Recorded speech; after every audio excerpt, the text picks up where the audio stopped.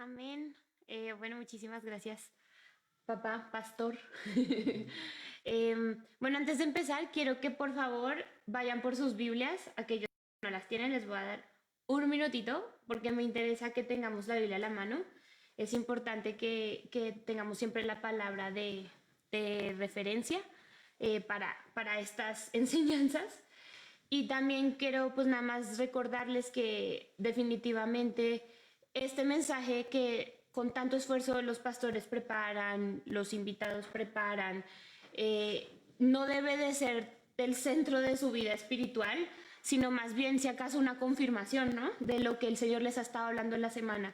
Por favor, no dejen toda la responsabilidad de su vida espiritual y de su crecimiento en manos de exclusivamente la enseñanza de una vez a la semana o dos veces a la semana de la iglesia. Su vida espiritual debe depender por completo de su propia búsqueda del Señor y de que de continuo estén ustedes escudriñando la palabra, aprendiendo más de ella y repasando las enseñanzas que también aquí se les dan, pero siempre maduremos, necesitamos madurar como iglesia y siempre buscar a Dios por nuestra cuenta, no solamente dejarle ese peso a todos los pastores, y eso lo digo, no sé si habrá alguien de otra iglesia escuchando nuestro mensaje, pero de verdad no dejen solamente en las manos de los pastores esa responsabilidad tan grande, ¿no?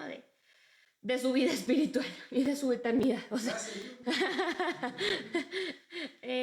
Bueno, quiero que, bueno, sí vamos, voy a hacer una oración para eso. Voy a así.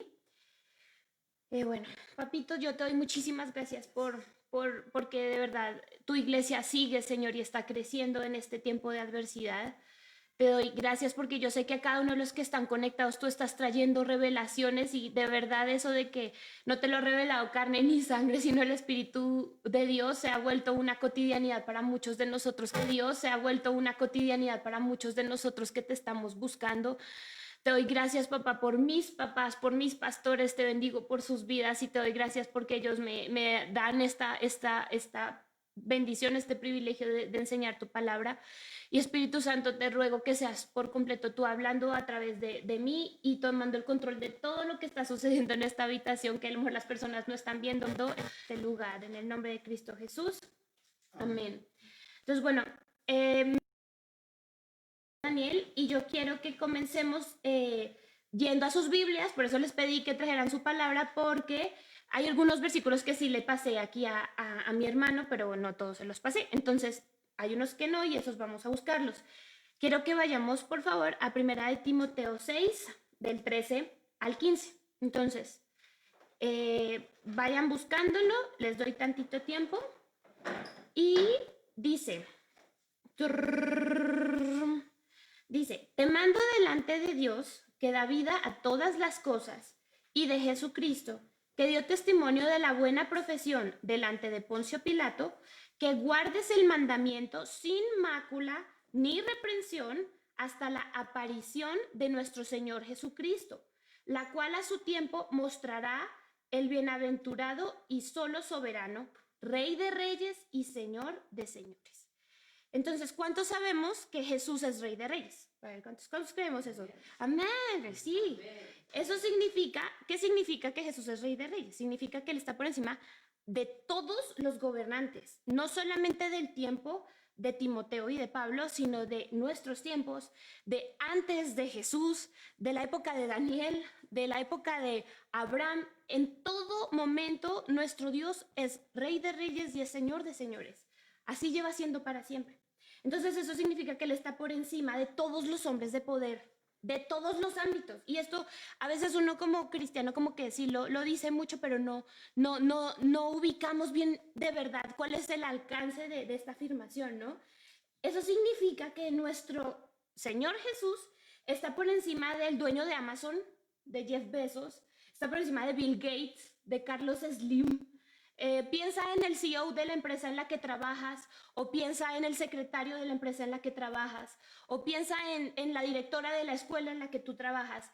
De todas esas autoridades, nuestro rey es Rey de Reyes y Él es Señor de Señores. Amén. Entonces, a veces cuando estamos justamente trabajando en la cotidianidad y nos damos cuenta de que hay cosas como la corrupción o decimos como la corrupción o decimos cómo es que Jesús es Rey de Reyes si esto está pasando en este lugar, ¿no? O sea, no sé, vemos en nuestra ciudad o en nuestro país tantas malas noticias, ¿no? Y como que cuesta trabajo entender cómo Jesús es Rey de Reyes, ¿no? Por ejemplo, estábamos viendo que esta semana pasó esa masacre tan espantosa en Guanajuato y, y pues el Señor es Rey de Reyes de Guanajuato, ¿no? Son como de estas cuestiones que uno lo hacen a veces como, pues sí, preguntarse de qué forma, porque si la Biblia es verdad y nosotros creemos que es verdad, ¿de qué forma Jesús es Rey de Reyes en medio de tanto dolor? En medio de que 6 de cada 10 de las 10 ciudades más violentas del mundo, 6 están en México. Pero el Señor es Rey de Reyes de México, ¿no? Son cosas que a veces nos cuesta trabajo entender, pero amén, porque es verdad. O sea, no hemos entendido en qué sentido Él es Rey de Reyes, pero Él es Rey de Reyes, ¿ok? Y es justamente lo que vamos a estar aprendiendo en el día de hoy. Usamos esa frase de Jesús es Rey a menudo en la iglesia, pero a veces es difícil permanecer fieles a Jesús al ver todo lo que sucede a nuestro alrededor y es difícil reconocerlo como Rey cuando estamos pasando por cosas como la pandemia, ¿no? Pero justamente de esto es lo que habla el libro de Daniel y por eso es que me he estado ministrando últimamente mucho el libro de Daniel y por eso es que hemos querido también con los jóvenes estudiarlo más. El libro de Daniel justamente habla de conservar nuestra esperanza en un único Dios verdadero en medio de un horizonte que a primera vista no refleja que eso fuera verdad, ¿no? Es como algo que nos cuestiona. Hace poco el pastor tuvo, bueno, hace poco no, desde principios de año estuvimos viendo una serie muy, muy importante y que de verdad conforme pasa el tiempo yo siento que más valor va a tomar, que fue la de los montes y de como hijos de Dios necesitamos retomar el gobierno de esos montes. Y cada vez conforme va pasando todas estas cosas, nos damos cuenta que la iglesia tiene un rol determinante, no solamente dentro de la iglesia, sino en el mundo, y que es necesario que volvamos a retomar estos roles, que tengamos este discernimiento de que necesitamos restablecer el reino de los cielos en todos los ámbitos, ¿no? No solamente dentro de la iglesia, que ha sido muy valioso, crecer las iglesias, ha sido muy valioso traer a las personas a la iglesia, pero ya no se trata solamente de eso, ¿no? Y como hijos de Dios, muchas veces nos sentimos acorralados por todas estas dificultades y eso nos dificulta establecer su reino en nuestro contexto. Entonces, el libro de Daniel justamente habla de esa lucha de 4 amigos, detallando la historia de Daniel, los cuales buscaron siempre permanecer fieles a su Dios en medio de una cultura que era totalmente ajena a él. Ellos eran literal una minoría, pero también fueron llevados a posiciones de gobierno. Entonces, ellos eran minoría, ellos iban en contra de todas las corrientes del reino de Babilonia y de los que vinieron, pero el Señor siempre los puso en posición de autoridad. Por eso es que veo mucho la conexión entre todo esto que hemos estado aprendiendo de los montes de autoridad y el libro de Daniel. Y es importante que como hijos de Dios nos veamos reflejados en este libro, porque la Biblia, siempre, alguna vez le escuché a alguien decir que la Biblia, más que como una narrativa, era un espejo. Y nosotros debemos tratar siempre de mantenernos reflejados y encontrar cómo está nuestra historia expresada en este libro. Entonces, el libro de Daniel habla de nuestra historia también. Sabemos que como seguidores de Jesús nos podemos identificar súper fácil con esta historia porque realmente nosotros formamos parte de una minoría que va literalmente en contra de todas las corrientes, pero también somos llamados a gobernar en diferentes ámbitos de la sociedad. Entonces, justamente ayer con los jóvenes hablábamos de eso, de cómo de verdad ser joven cristiano es literal ir en contra, pero de todo, o sea, de todas las corrientes y cada vez nace una nueva corriente y es ir más en contra de esas corrientes, ¿no? Somos verdaderamente una minoría y lastimable, de forma, pues sí, lastimosamente, este sentimiento de minoría nos ha restado mucho valor y hemos dolorosamente recurrido a encerrarnos. Y yo creo que esta es una época en que la iglesia más bien se está empezando a abrir y se está empezando a despertar, a conquistar, a ver nuevas opciones, a salir, a saber discernir que no está en una iglesia, sino que es la iglesia, ¿no? Y ahí vamos, ¿no? En ese proceso. Pero durante muchos años sí ha sido así. Y el sentirnos acorralados nos ha llevado a sentir que no deberíamos de participar en esos poderes, no deberíamos de estar en el entretenimiento, ni deberíamos de estar en las finanzas, no deberíamos de estar en el gobierno porque nos vamos a contaminar, ¿no? No, yo no me quiero contaminar porque todo eso está muy sucio. Literal, leamos Daniel, porque Daniel, vamos a estar hablando de él, pero Daniel se sumergió en las cosas más, o sea, hasta estudió astrología, le tocó estudiar astrología a Daniel porque pues él era parte de los sabios de Babilonia, le tocó aprender un nuevo idioma, le tocó cambiar un montón de cosas, pero él nunca comprometió sus principios. Y entonces ahí es donde vemos que esta mentalidad de voy a estar apartado para Dios solamente aprendiendo la Biblia, es importantísimo aprender de Dios y aprender de la Biblia, pero necesitamos ejecutarlo afuera de la iglesia, es lo que necesitamos hacer. Entonces, Daniel fue parte de la realeza judía. Él llegó, se cree que hasta pudo haber estado, bueno, de la nobleza judía y se cree que pudo haber estado hasta emparentado con la realeza judía. Él llegó muy joven a Babilonia, es lo que se estima de menos de 20 años, y era una persona que había sido muy educada dentro de, pues, como parte de la nobleza, ¿no? Él tenía una educación superior al promedio, por decirlo de alguna forma. Él superior al promedio, por decirlo así. Dios le dio esta capacidad de discernir y de ver visiones del futuro. Ese era uno de sus dones. Y Dios le permitió estar en autoridad durante varios gobiernos durante el exilio del pueblo de Israel en Babilonia. Eso es importante porque si nosotros pues, consideramos un poco cómo funcionaban todos estos esquemas de realeza y de nobleza, no sé, por ejemplo, mis papás algunas vieron los Tudors y yo los acompañé en algunas ocasiones y de verdad que conforme el rey se enojaba por cualquier cosa, cambiaba todas sus, ¿no? Cambiaba a personas que le servían y traía a otros, ¿no? O sea, era como... Y no solo estuvo durante un rey, sino hubo 4 gobernantes diferentes a los cuales Daniel les sirvió. O sea, sí, era una persona que tuvo una gracia de Dios excepcional y que hizo con mucha excelencia su trabajo para permanecer como hombre de confianza de todos esos gobernantes de diferentes imperios, porque fue Babilonia y fueron también los persas y los medos, me parece. O sea, fueron diferentes gobiernos y él permaneció como persona de confianza de reyes totalmente diferentes. Entonces eso también es como muy, muy valioso, ¿no?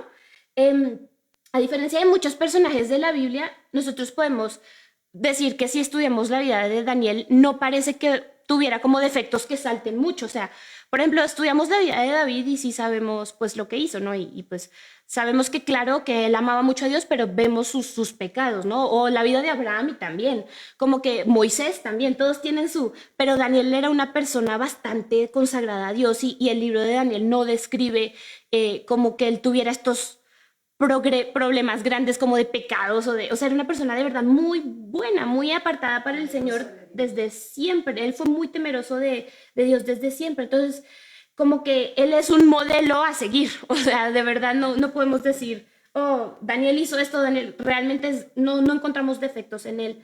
Entonces, podríamos decir que él en sí mismo no es como que haya hecho nada para estar en Babilonia. O sea, cuando pasa esta cautividad del pueblo de Israel, pues Daniel era joven, toda su vida temeroso de Dios, buscándolo, y le toca pagar esas consecuencias, ¿no? O sea, como yo me pongo en su lugar y digo, imagínate, o sea, él nunca había hecho nada más que buscar a Dios, seguro iba a presentar sus sacrificios, seguro se sabía la ley, seguro estudiaba todos estos libros y buscaba conocer más y más al Señor, pero le tocó vivir eso, ¿no? Y pues debe haber sido muy desgarrador, porque por lo que entiendo, la nobleza de Israel fue primero sacada como cautiva para Babilonia y después, años después, el resto del pueblo, pero él tuvo que ver cómo lo sacaban a todos. Él tuvo que experimentar una pérdida muy difícil. Y cuando pienso en este proceso de como de desarraigo, me acuerdo mucho, por ejemplo, de la historia de mi mamá y de su familia, que ellos fueron desarraigados de su pueblo, y fue una experiencia que ya al sol de hoy cuenta con, pues, como con tristeza, y a veces hasta llora quizás por los recuerdos tan duros de haber salido de esa forma de su pueblo, ¿no? Ella salió por temas políticos, ella tuvo que salir de su pueblo de una forma que fue muy dolorosa, tuvo que dejar todo lo que ella conocía e irse a una ciudad que era Bogotá, que era mucho más grande que su pueblo, y fue un cambio que alteró dramáticamente, por ejemplo, el destino de mi mamá, y sé que implicó mucho dolor. Entonces yo imagino también un poco, esa historia me permite entender un poquito qué tan doloroso pudo haber sido para Daniel, pero considerando que mi mamá nunca fue esclava, ni mucho menos, pero a ellos sí los llevaron de esclavos, ¿no? Y les despojaron de toda su dignidad y los hicieron convertirse en nuevas personas, ¿no? Entonces, fue muy difícil lo que le pasó a Daniel. Y bueno, a pesar de que él vio caer el reino de Israel, supo de la asolación del templo, él fue forzado pues a dejar todo lo que conocía y se tuvo que exponer justamente a conocer estas nuevas costumbres, idiomas, comidas tan diferentes a la suya. Él nunca se enojó con Dios por todo lo que estaba viviendo. Él no se quejó de los sueños llenos de bestias y de cosas espantosas que lo enfermaban. O sea, si leemos el libro de Daniel, llega un punto que él tiene tantas visiones como tan complicadas de asimilar que se enferma. O sea, y estuvo postrado en cama semanas de la angustia que le provocaban esas visiones. Y esas visiones eran parte de su don, ¿no? Y él nunca se quejaba, ni se molestaba, ni decía, ¿por qué Dios me pones estas visiones? O ¿por qué Dios me hace sufrir de esta manera en Babilonia, que son tan impíos y tan horribles y tanto te niegan, ¿no? Él no hacía eso, ¿no? De hecho, al contrario, él siempre tuvo una mente que siempre estaba buscando entender los misterios que Dios le revelaba. Y pueden buscar el versículo de Daniel 10:1, y dice que Daniel, de hecho, se esforzaba por discernir y darle sentido a los sueños y visiones que Dios le daba. No era como que Dios le daba la visión y él la entendía así, espirifláuticamente. No, él tenía que poner como de su cabeza y decir, bueno, Dios, ¿qué me está tratando de decir? Y eso es importante porque a veces creemos que los dones que Dios nos da son como algo que debe dársenos muy orgánicamente, y que no hay que procesarlos ni trabajarlos, y no. O sea, si el Señor te ha dado un don, qué padre, qué bonito, pero edúcalo o fórmalo o desarrollalo, ¿no? No, sé consciente de lo que te está dando y desarrollalo. Daniel recibió un nombre, y va a hacer un paréntesis informativo. Él recibió el nombre de Beltasar, pero conté, ¿no? Beltasar, sí. Y ese nombre, eh, quiero hacer el paréntesis porque me parece muy interesante. Ese nombre significa Bel protege al rey. Y Bel hace referencia a Baal. O sea, Nabucodonosor, cuando le dio ese nombre, estaba queriendo como decir que Baal lo protegía a él a través de Daniel, ¿no? Entonces a Daniel le pusieron el nombre de Baal protege al rey. Entonces, es chistoso. ¿Y por qué lo traigo a colación? Porque a veces nosotros como que en nuestra misma, pues como religiosidad decimos, uy, no, si me dicen esto, si me dicen aquello, no, eso es del diablo. Y me encanta porque a pesar de que fue Belsasar hasta el final, porque pues así lo conocieron todos los demás reyes después de Nabucodonosor, Dios siempre lo usó y lo bendijo. O sea, sí me hago entender, o sea, como que trascendió muchísimo la voluntad de Dios por encima de lo que los hombres decían de él, o cómo lo marcaban, o cómo determinaban que debía de ser él. Y eso creo que es súper importante, porque a veces nosotros nos quedamos con, uy, es que me llamaron esto, y ya después de eso yo ya no voy a poder dejar de ser eso que me llamaron. Y, o sea, Dios, el propósito de Dios para tu vida va muy por encima de eso que te llamaron, ¿no? O sea, tú eres lo que Dios dice que tú eres, no eres lo que otras personas dicen que tú eres. Y por eso me parece tan interesante, porque, o sea, si a mí me dijeran, Baal protege a cualquiera, o sea, sí me ofendería bastante, y sea como, no me digan así, pero él no tenía esa opción, ¿no? Y aún así Dios lo usó grandemente. Entonces, bueno, ese era un paréntesis. Entonces, bueno, después de pasar por el foso de los leones, de recibir todas estas visiones que estuvimos hablando de las bestias y que lo dejaban enfermo y todo esto, viendo que el reino de los medos tomaba el control de Babilonia, ahora sirviéndole al rey Darío, al tercer rey, Daniel hace una oración que verdadero es súper importante que tomemos como pueblo de Dios y es de lo que pues trata principalmente esta enseñanza. Daniel estaba viviendo momentos muy complicados de transición. Él probablemente veía y vivía mucha angustia emocional y espiritual. O sea, justo acababa de caer el hijo de Nabucodonosor y ahora ya estaba Darío. Y me imagino esa incertidumbre siempre del cambio de un rey a otro, de un gobierno completo a otro, y él siendo finalmente parte de un pueblo esclavizado. O sea, yo estoy segura que la angustia que él estaba teniendo era muy, muy elevada. Para una persona con temor de Dios seguro habrá sido angustiante ver cómo reyes iban, venían, seguían conquistando otros pueblos como el suyo y seguían trayendo esclavos y destrucción.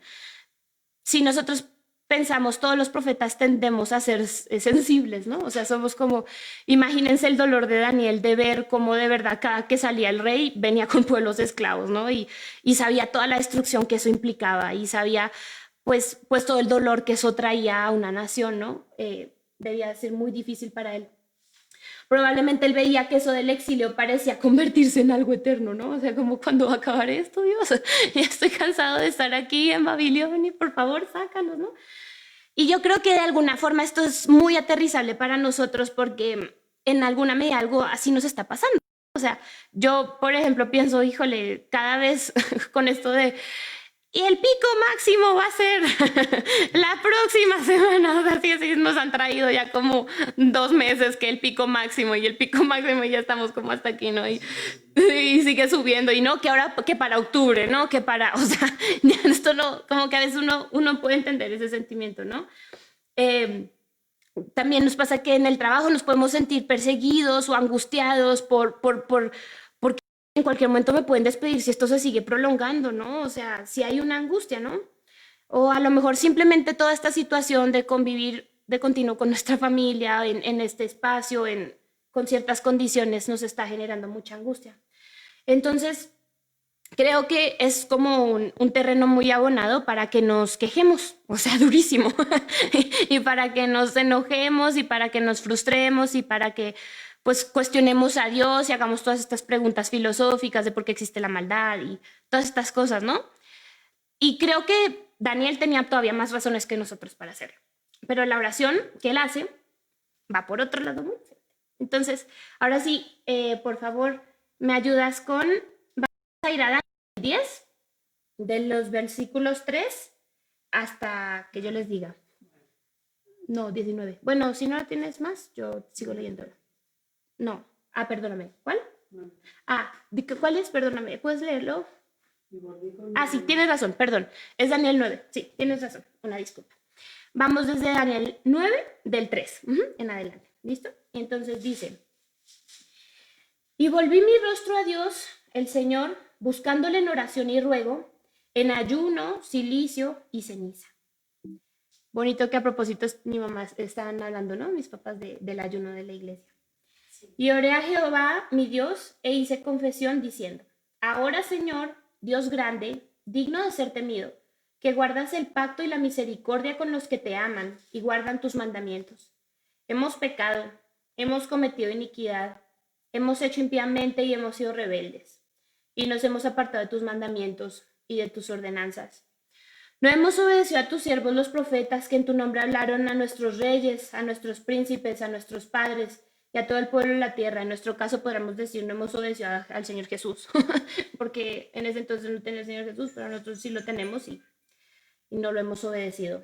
Tuya es, Señor, la justicia y nuestra la confusión de rostro, como en el día de hoy lleva todo hombre de Judá, los moradores de Jerusalén y de todo Israel, los de cerca y los de lejos, en todas las tierras a donde los has echado a causa de su rebelión con que se rebelaron contra ti.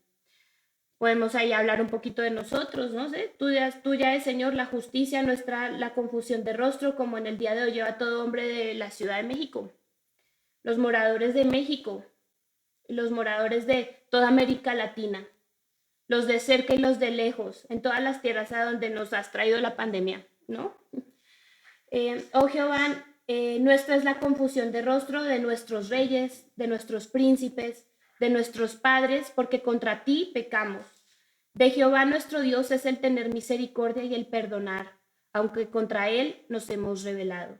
Y no obedecimos a la voz de Jehová nuestro Dios, para andar en sus leyes que él puso delante de nosotros por medio de sus siervos los profetas. Y nosotros podemos agregarle, y no obedecimos a la voz de Jehová nuestro Dios para andar en sus leyes que él puso delante de nosotros por medio de su Hijo, Jesús, que vino y murió y nos predicó y resucitó. Todo México traspasó tu ley apartándose para no obedecer tu voz, por lo cual ha caído sobre nosotros la maldición y el juramento que está escrito en la ley de Moisés, siervo de Dios, porque contra él pecamos. Y él ha cumplido la palabra que habló contra nosotros y contra nuestros jefes que nos gobernaron, trayendo sobre nosotros tan grande mal. Pues nunca fue hecho abajo del cielo nada semejante a lo que se ha hecho contra Jerusalén. Y yo creo que realmente en los últimos tiempos sí que le hemos echado ganas de ofender a Dios.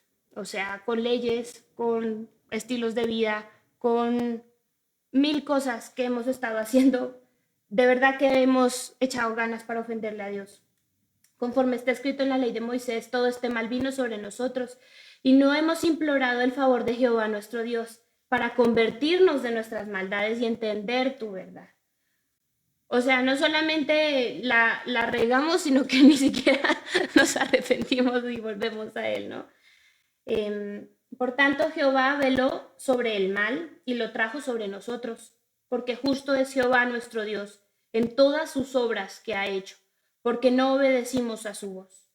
Y justamente la semana pasada el pastor estuvo hablando de cómo la justicia y el amor tienen un punto de conexión esencial y que no puede existir el amor sin la justicia. Entonces Dios es justo. Ahora pues, Señor Dios nuestro, que sacaste de tu pueblo de la tierra de Egipto con mano poderosa y te hiciste renombre cual lo tienes hoy, hemos pecado, hemos hecho impíamente. Oh Señor, conforme a todos tus actos de justicia, apártese ahora tu ira y tu furor de sobre tu ciudad, Jerusalén, México, todo el mundo, tu santo monte, porque a causa de nuestros pecados y por la maldad de nuestros padres, Jerusalén y tu pueblo son el oprobio de todos en derredor nuestro. Ahora pues, Dios nuestro, oye la oración de tu siervo y sus ruegos, y haz que tu rostro resplandezca sobre tu santuario asolado. Por amor del Señor, inclina, oh Dios mío, tu oído y oye, abre tus ojos y mira nuestras desolaciones y la ciudad sobre la cual es invocado tu nombre, porque no elevamos nuestros ruegos ante ti confiados en nuestras justicias, sino en tus muchas misericordias. Oye, Señor, oh Señor, perdona. Presta oído, Señor, y hazlo. No tardes, por amor de ti mismo, Dios mío, porque tu nombre es invocado sobre la ciudad y sobre tu pueblo. Me encanta el versículo 18 que dice, inclina, oh Dios mío, tu oído y oye, abre tus ojos y mira nuestras desolaciones, porque no elevamos nuestros ruegos ante ti confiados en nuestras justicias, sino en tus muchas misericordias. Y creo que eso es lo más importante de la oración de Daniel, que Daniel no se esfuerza por encontrarle argumentos a Dios de por qué él no debió de haber hecho lo que estaba haciendo, de que estaba muy feo que el imperio babilónico siguiera creciendo y expandiéndose y trayendo desolación a su alrededor. Él nunca ni siquiera se le ocurrió medio juzgar lo que Dios estaba haciendo. Él fue directo al, la regamos y es nuestra culpa. Y creo que eso nos hace falta mucho como hijos de Dios. Reconocer que la regamos y reconocer que es nuestra culpa y ser humildes. Y eso es un ejemplo muy bueno porque Daniel podría ser como casi que intachable y podría ser el que menos razones tuviera de estar pidiendo perdón, pero él se puso en posición de representar a todo su pueblo y tomó como si él hubiera pecado los pecados de los demás y se arrepintió y pidió perdón. No apelamos a nuestras buenas obras, sino a sus infinitas misericordias. Sin importar las perversidades a las que nos enfrentamos y observamos todos los días, no podemos juzgar lo que pasa alrededor sin asumir nuestra propia responsabilidad dentro de la maldad que hay. Daniel pudo haberse quejado, ya lo vimos, pero solo halló palabras de arrepentimiento y dependencia en Dios y su misericordia que es infinita, que todos los días son nuevas sus misericordias, porque eso dice la palabra. No apeló a sus buenas obras y que podría haber dicho, señores, que yo he hecho un montón de cosas bien chidas. O sea, fui a los leones y no me asusté. Mis amigos fueron al horno y tampoco se asustaron. Leí todas las visiones que Nabucodonosor tuvo. O sea, yo fui bien chido. No, ni siquiera se le ocurrió decir algo así porque él sabía que todo lo que él tenía era de Dios mismo. Entonces, lo único que hizo fue apelar a la infinita bondad de Dios. El problema que tenemos como cristianos es que no solemos discernir justo eso, nuestra responsabilidad dentro del mal de la sociedad, ¿no? Nos sentimos como ajenos a esa perversidad de personas en el gobierno, de los jefes de las empresas, el hermano que está enojado en la casa, del mal compañero que tengo en la universidad. O sea, son ellos, no soy yo. Daniel asumió su rol dentro de la maldad, poniéndose como representante de todos esos que ofenden y pidió perdón. Y eso es lo que nosotros como iglesia necesitamos hacer. Así es que vamos a poder asumir responsabilidad y ver con amor al prójimo y ver cómo Jesús los ve a ellos. O sea, porque cuando somos conscientes de que la maldad que hay no es solamente porque este o aquel lo hizo, sino que todos somos parte de esa maldad, como que es mucho más fácil ser humilde y es mucho más fácil decir, oh, yo también miento, yo también he robado, yo también he hecho tantas cosas que favorecen el ambiente de corrupción que hay en México, ¿no? Asumimos nuestro rol. Necesitamos comprender que no se trata de la maldad que nos hacen los perversos, sino de la maldad de la cual todos somos parte. Todos somos ciudadanos de algún lugar y como Daniel, todos necesitamos arrepentirnos en nombre de ese lugar, en nombre de ese pueblo. El libro de Daniel habla de conservar esperanza como parte del pueblo de Dios, siendo conscientes de que siempre seremos una minoría que tendrá constante tensión con todo lo que nos rodea. Y esto va a hacer que recibamos mucha hostilidad del entorno. Nuestra esperanza es que a pesar de que vivimos en este mundo lleno de bestias y lleno de cosas horribles que no entendemos, de gobiernos que destruyen y de sociedades tan perversas en tantos sentidos, llegará un día en donde todo esto se acabe y en donde va a haber justicia.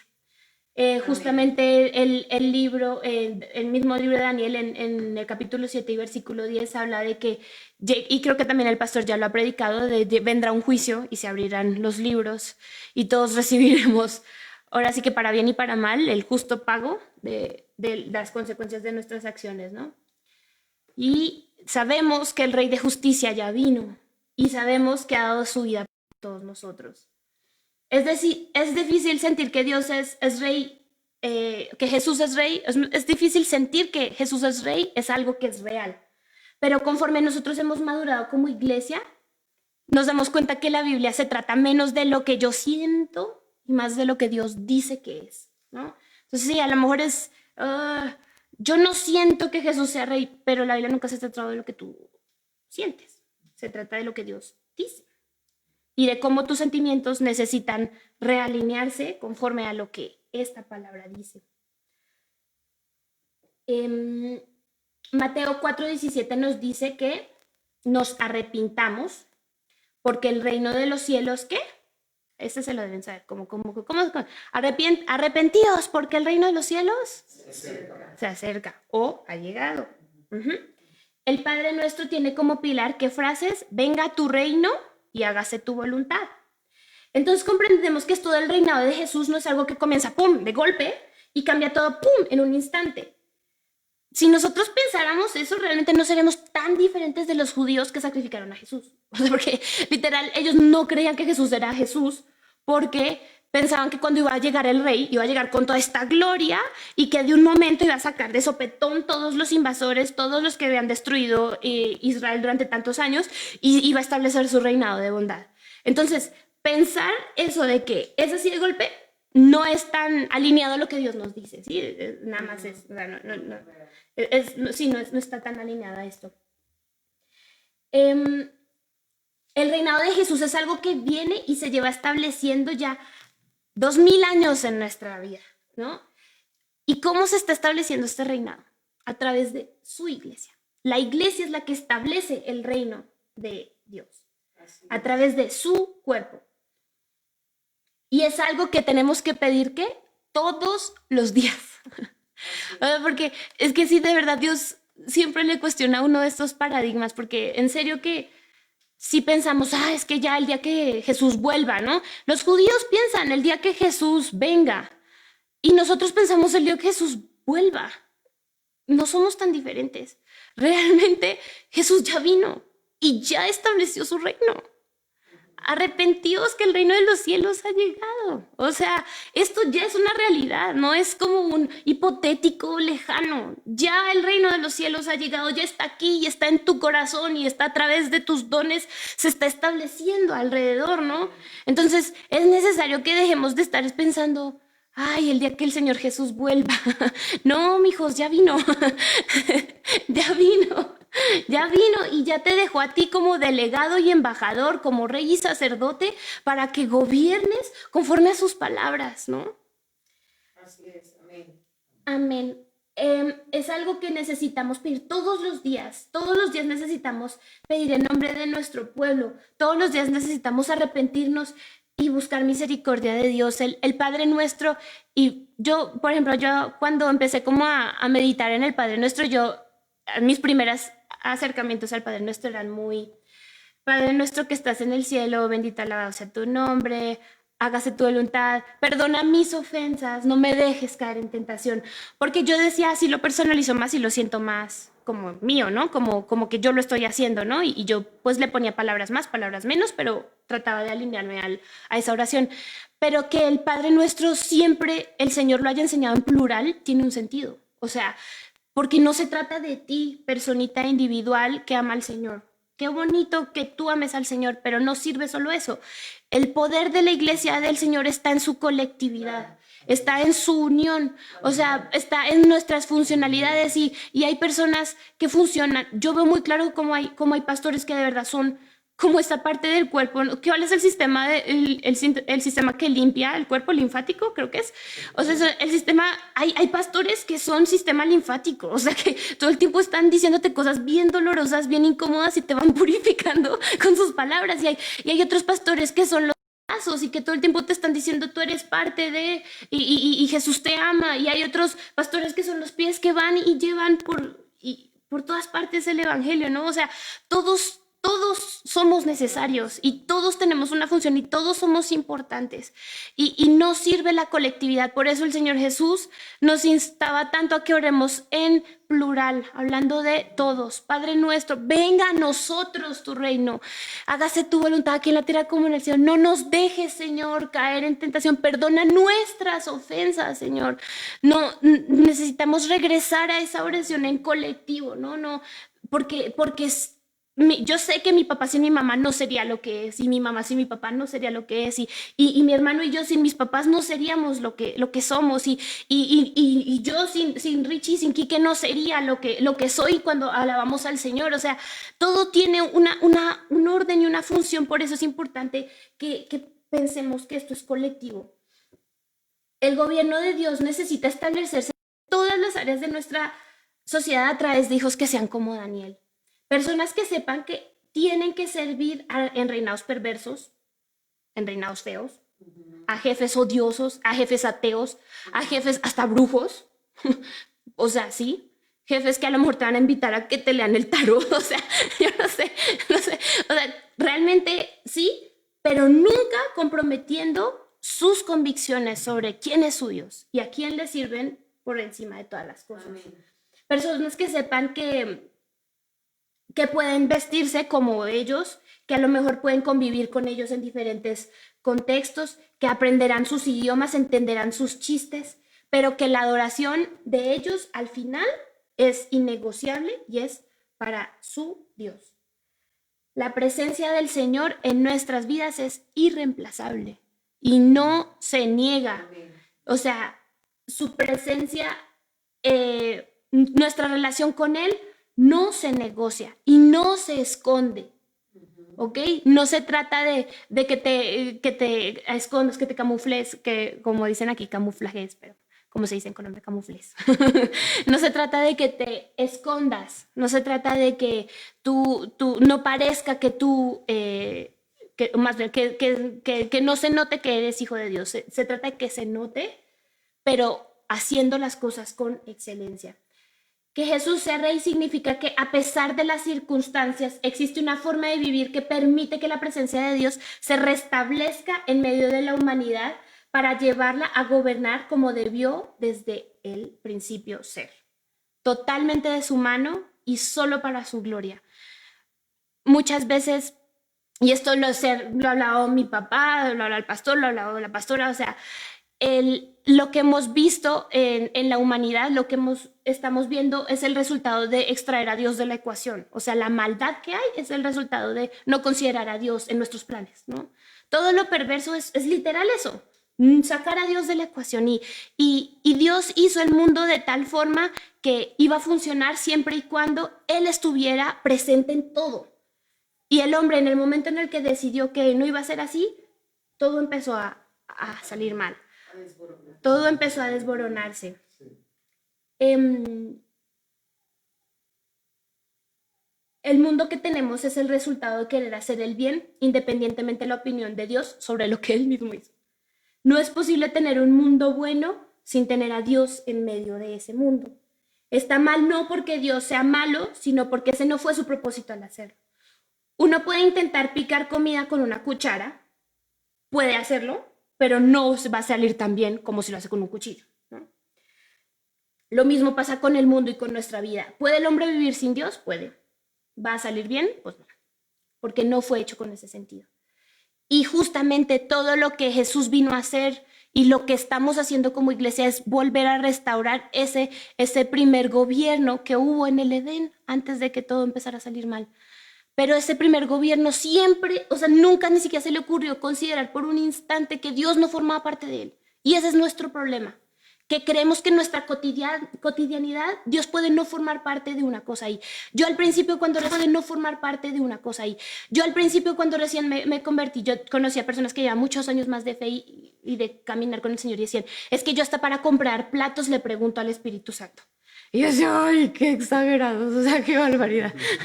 O sea, tampoco exageres, puedes comprar. Pero conforme pasa el tiempo, más entiendo de esa idea. O sea, porque no es porque tú no puedas comprar platos sin la ayuda del Espíritu, pero por supuesto que puedes. Todo el mundo compra platos, a lo mejor sin la ayuda del Espíritu Santo. Pero cuando Él forma parte de esa decisión, seguro que vas a comprar los mejores platos al mejor precio. O sea, es eso. Y todas las acciones de tu vida pueden ser mejoradas y potencializadas y verdaderamente desarrolladas cuando el Espíritu Santo forma parte de ellas. Y eso es traer el reino de Dios a tu vida y luego cómo este bienestar impacta a lo que hay en tu contexto, lo que hay a tu alrededor.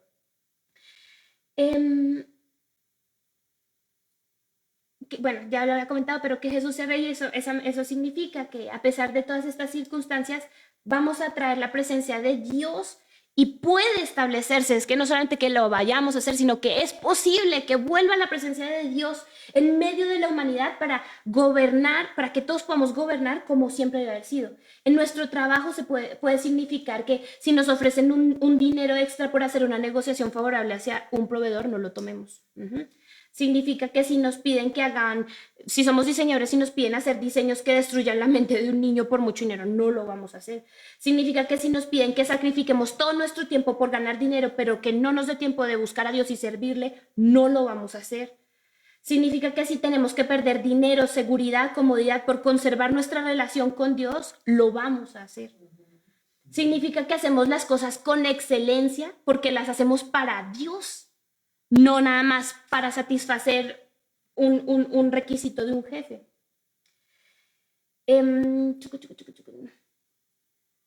Significa que en la universidad no nos da pena de dar posturas contrarias a la mayoría, porque sabemos qué creemos y somos valientes y esforzados. Daniel y sus amigos estuvieron dispuestos a perder la vida por conservar su honra a Dios. Daniel permaneció en reinados de diferentes imperios porque fue excelente en su trabajo. Hoy en día muchos de nosotros no podemos sacrificar ni unos minutos en la mañana para buscarlo. Hoy en día algunos nos contratan, algunos de nosotros no nos contratan a lo mejor porque saben que los domingos queremos ir a la iglesia. Y hay algunos que nos contratan y dejamos de ir a la iglesia por el trabajo. Si queremos gobernar inspirados por Dios, necesitamos conocerlo y escuchar su voz. Necesitamos portarnos conforme a la verdad, que si el reino de Dios ya llegó, se note que pertenecemos a él. Amén. Y eso significa, es Jesús rey en medio de todo el sufrimiento que está viviendo la humanidad. Es Jesús rey. ¿Y cómo es Jesús rey? A través de ti, a través de nosotros como iglesia. Así es que es Jesús rey. Entonces, es importante que cada uno de los que estamos en nuestra casa seamos conscientes de los dones que el Señor nos ha dado y que comencemos si no lo hemos hecho, que comencemos nuestro servicio para Él. De verdad, a mí se me hace tan triste que hay tantas personas llenas de tantos talentos y por su egoísmo, por su amor al dinero, por su amor a su yo, no le sirven a los demás. No expanden el reino de Dios. Eso es pecado. Es pecado el que pueda hacer el bien y no lo hace, le es contado por pecado. Es pecado. Y hay muchas personas que se llaman cristianas y están pecando en esto. Entonces, de verdad, iglesia, la oración de Daniel nos enseña que uno, no se trata de la maldad que hay afuera, sino de la maldad de la que todos formamos parte. Y se trata de restaurar y de restablecer la voluntad de Dios para nuestras vidas, no apelando a lo bueno que tú creas que eres o que creamos ser, sino al mucho amor y las infinitas misericordias de nuestro Dios. Oremos pensando siempre eso, que no es tus acciones, pero que si Dios cambia tu corazón a través de todas las cosas que tú has estado escuchando, vas a accionar y vas a accionar de una forma excelente y vas a accionar en beneficio de tu sociedad. La gente va a querer, y era justo lo que estábamos hablando con Quique, es que sí, la gente va a querer formar parte de nuestra comunidad, a lo mejor ni siquiera van a saber que somos cristianos al principio, pero van a ver que hacemos las cosas tan excelente, que de verdad cuidamos a la gente que es de la iglesia, que si a una familia le falta comida, va a tenerla porque forma parte de la iglesia, que si hay rechazo y que si hay rencor y que si ha habido resentimiento, va a haber perdón en ese lugar. Así se está estableciendo el reino de Dios y así ya llegó a nuestras vidas. Entonces, ese es como el mensaje que el Señor me había estado ministrando y por favor, seamos conscientes, esta vida es corta, pero es muy valiosa y sí marca mucho todo nuestro destino y nuestras generaciones. Deja de pensar solo en ti, joven, deja de pensar solamente en ti, niño, así a lo mejor a los niños dirán, pues a mí nunca me hablan. No, te hablamos a ti, niño. Tú desde pequeño ya tienes dones y tienes que también ponerlos al servicio de tus papás, al servicio de tu iglesia. Tú también tienes potencial. Y entre más pequeño, Daniel, algunos dicen que podía tener hasta 15 años cuando fue llamado esclavo de Nabucodonosor a servirle allá. No es de que yo sea muy pequeño o yo sea muy grande, es del corazón que yo tengo para Dios y tú sabes que Dios es real y tú sabes que Él te está buscando. Entonces yo quiero invitar a todos aquellos que no han quizás puesto a disposición de Dios sus dones y sus talentos y que han, por cualquier motivo, no se trata de juzgar, pero por lo que sea, no han puesto al servicio de la iglesia, al servicio de su comunidad sus dones. Los quiero invitar a que lo hagan y a que oremos para que eso pueda suceder de una forma más efectiva. Todos hemos experimentado la pérdida de seres queridos y con esta pandemia solamente más rápido nos damos cuenta de lo efímera que es la vida. No dejes para mañana el poner los dones que Dios te dio al servicio de los demás. Hagámoslo de una vez, que se note que el reino de los cielos ya llegó. Amén. Entonces, bueno, vamos a orar y primero quiero invitar a las personas que nunca han conocido al Señor. Si es tu primera vez, creo que es un mensaje un poco intenso para ser tu primera vez, pero yo creo que Dios sabe por qué tú necesitabas escuchar esto y no creo que sea un tiempo incorrecto para recibir a Jesús en tu corazón. Vamos a orar. Si es la primera vez que te conectas, vamos a entregarle a Dios tu vida y decir que si es verdad estas palabras, que Él se haga presente ante ti y que tú lo puedas conocer de verdad y para siempre. Y también vamos a orar pues para que los propósitos de de todos se lleven a cabo de forma que se establezca el reino de Dios en la tierra, que venga a nosotros su reino. Entonces, Señor, te damos muchas gracias por la vida de las personas que se conectan por primera vez o que a lo mejor ya se habían conectado, pero nunca habían decidido darte una oportunidad, Señor, de conocerte. Espíritu Santo, tú estás en todos los lugares que quieres estar y yo sé que estás en ese lugar en donde ellos están pensando en ti. Padre, yo te pido por favor que traigas esa convicción y arrepentimiento a sus corazones, a su mente, que ellos reconozcan que te han ofendido, Señor, que ellos reconozcan que han hecho cosas que no te agradan y que es momento de restaurar esa relación contigo, que te reciban en sus corazones, papá, que hagan una confesión de fe honesta, Señor, y que puedan desarrollar una relación durante toda su vida hasta que vuelvan a encontrarse contigo cara a cara, papá. Bendícelos, por favor, Señor. Papito, yo también te quiero pedir por todos aquellos hermanos que durante años quizás han pensado que su mayor servicio en la iglesia es ir y sentarse en una silla o prender un mensaje y escucharlo. Y que están tan llenos de dones, Señor, y que no los han querido poner al servicio tuyo, Señor, principalmente para establecer tu reino aquí, Señor. Te pido, por favor, que pongas esa inquietud en ellos, Señor, y que en este mes, Señor, empiecen ellos a dar fruto, Señor, y a poner a tu servicio esos dones y talentos. Que podamos ver nuevas iniciativas, nuevos programas, nuevos proyectos, Señor, todos financiados por ti, Señor, todos inspirados por ti, todos para el beneficio de tu iglesia, Señor, para la expansión de tu reino, Señor. Gracias porque yo sé que todos los que están sintiendo este llamado van a hacer un cambio honesto en sus vidas, no porque alguien se los dice, sino porque es tu espíritu que los está ministrando y llevando a tomar esas decisiones. Gracias, Señor, porque la iglesia ya sabe que no es un lugar, sino que la iglesia es. Y que porque la iglesia es, el mundo cambia. Gracias, Señor, porque estás levantando hombres de finanzas, mujeres en el entretenimiento, personas en todos los ámbitos de autoridad, en el gobierno, Señor, que no tienen miedo a expresar que son hijos tuyos, Señor, que no tienen miedo a hacer las cosas con excelencia y hacerlas correctamente, aunque todos los demás las hagan de forma dudosa, Señor, que no tienen miedo a expresar que te aman, Señor, a través de cómo se comportan, Señor, y que la gente sabe que son tus hijos por sus acciones, Señor, ni siquiera a veces lo van a tener que decir, Señor, sino por cómo ellos se comportan, Señor, por cómo tratan al prójimo, Señor, por cómo hacen su trabajo, se nota, Señor, que te aman. Gracias, papito, bendigo sus vidas, Señor, y sé que ya se están levantando todas esas mujeres, hombres, niños, jóvenes, Señor, que son dignos representantes, embajadores tuyos, estableciendo el reino de los cielos aquí en la tierra. Arrepentidos porque el reino de los cielos ha llegado. Gracias, Señor, en el nombre de Jesús. Amén. Amén. Amén. Gracias. Y bueno, pues eso es. Ya la hice. Ajá. Y pues bueno, es todo. Nos vemos el próximo miércoles en la velada de adoración. También los sábados seguimos estudiando el libro de Daniel. Jóvenes, para que se apunten. Y Dios los bendiga mucho.